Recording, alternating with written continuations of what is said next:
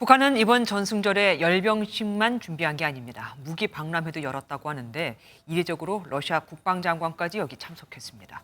다 이유가 있겠죠. 정치부 김태희 기자와 더 자세히 알아보겠습니다. 어서 오십시오. 북한 열병식 정확히 몇 시에 언제 열리는 겁니까? 네, 지금 오늘 저녁 방송이 나가고 있는 이 시점에 열리고 있을 수도 있습니다. 이 전문가들은 오늘 자정을 넘기지 않을 것으로 예상하는데요. 네. 중국, 러시아 대표단들도 와 있는 상황인데다 오늘이 전승절 기념일 당일이라 이를 넘겨서 하는 건 의미가 퇴색될 수 있기 때문입니다.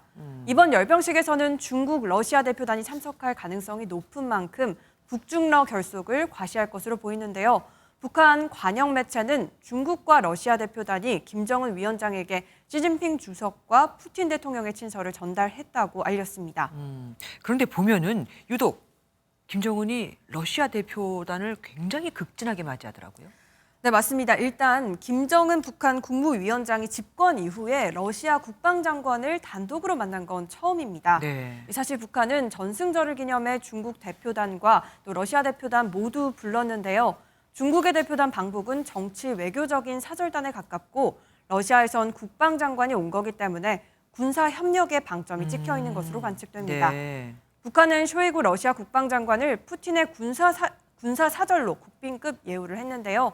전쟁으로 바쁜 러시아 국방장관이 직접 북한에 방문한 목적은 대규모 재래식 물량전으로 이어지고 있는 우크라이나 전쟁에 북한 무기를 지원받기 위한 의도가 큰 것으로 보입니다. 앞서 잠깐 무기 전시회도 열렸다고 말씀을 드렸는데 정확하게 어떤 것들이 나올까요?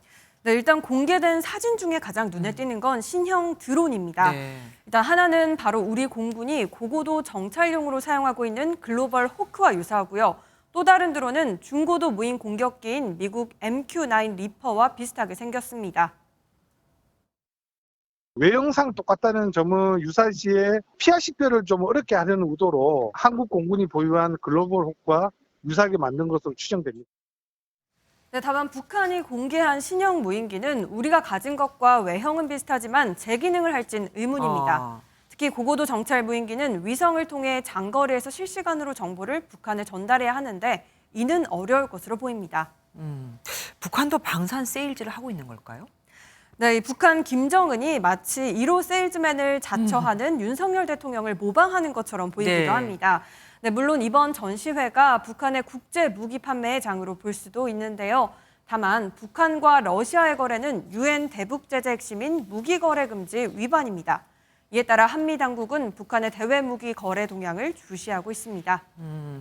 지금 여기저기서 북한이 러시아에 무기를 제공하고 있다 이런 의혹이 일고 있는데 참 보란 듯이 세일즈 장면을 공개하는 거 보면 정말 북한답습니다. 지금까지 김태희 기자와 함께했습니다. 안녕하세요, 김주하입니다. 공정하고 신속한 MBN 뉴스 유튜브를 통해서도 만나보실 수 있습니다.